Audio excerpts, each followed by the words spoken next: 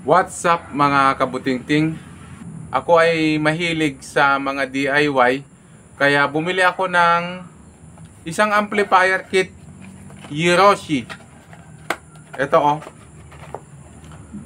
Ito siya mga kabutingting. Isang channel pa lang yung kinuha ko pang testingan, at kung gumana ito at kung pwede ito, bibili pa ako ng isa para maging stereo. At syempre ilalagay ko din sa chassis para magmumukhang power amplifier. Ang supply nito ay 45 volts to 75 volts sabi. Galing sa Indonesia at nabili ko sa online ng 429. Okay, so reviewin natin konti ito siya. Kung ano yung konsepto ng power amplifier na nabibili natin sa merkado, ganito din yon. Iisa lang ang konsepto ng amplifier.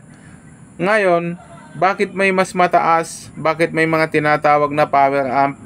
Yung mga power amp kasi ay matataas lang ang supply nila, at siyempre maraming output transistor lang na nakalagay.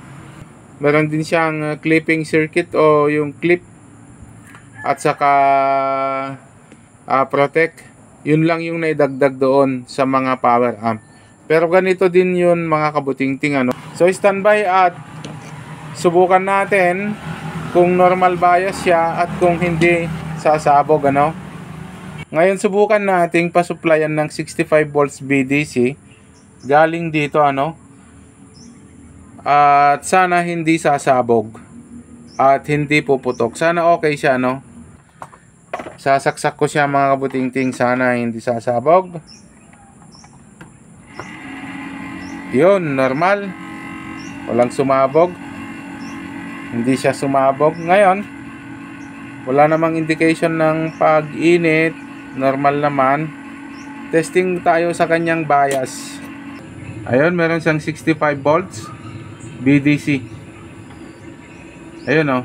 Ngayon, testing tayo sa kanyang bias. Nakaset tayo ng 2.5. Mababa yung kanyang bias. So, ayan. Dito sa kabila.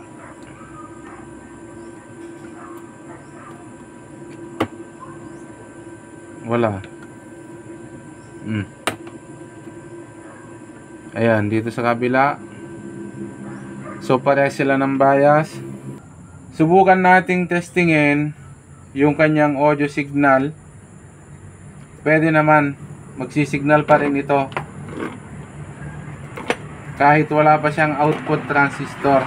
Tignan natin ano. Saksak ulit. Ayun na. Yun o. Yun o.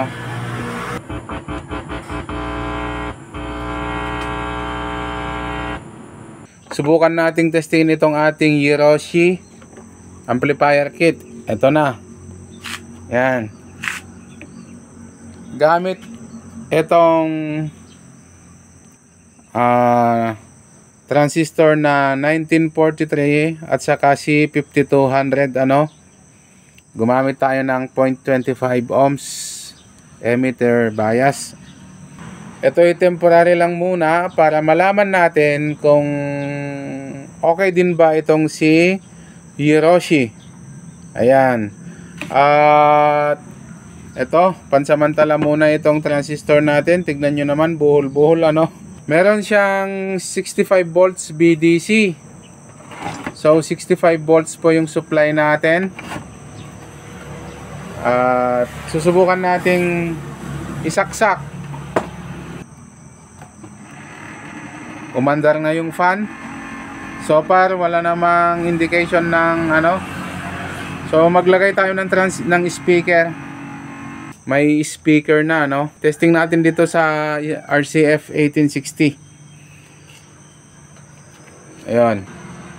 Saksak ko ulit at itatap natin tong signal input. Tignan natin ano. Ayun. Signal input. Ayun oh.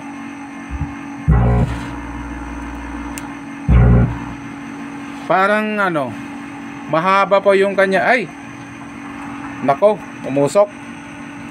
Wala, sira na. Sira na kaagad. Yun.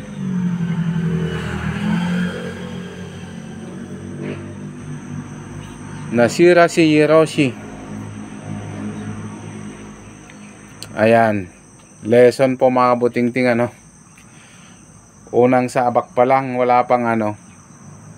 Nasira kaagad si Hiroshi. Ito, umusok. Wala.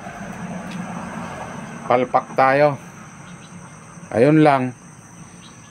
So, paano tayo makakapag-testing nito kung unang bungad pa lang sira na? Ang alam ko dito mga kabutingting ay eto, lesson po sa atin ito ano. Hindi po tayo bibili ng mga murang ano output transistor. Tinesting naman natin ito ng signal input na walang power transistor at hindi siya umusok. At nung naglagay tayo ng output transistor, nagpa-signal tayo, umusok. Ayan. Ito po yung epekto nung local na transistor. Para hindi po tayo masibakan o para hindi po tayo masiraan, wag po tayong bibili ng mga local. Ano? So yun po yung mali ko. So paano? Epic fail po tayo dito kay Hiroshi. So yun lang yung lesson natin ngayon. So yun yung lesson natin ngayon ano, na kung maglalagay tayo ng mga parts, siguraduhin nating orig. So talagang ganyan.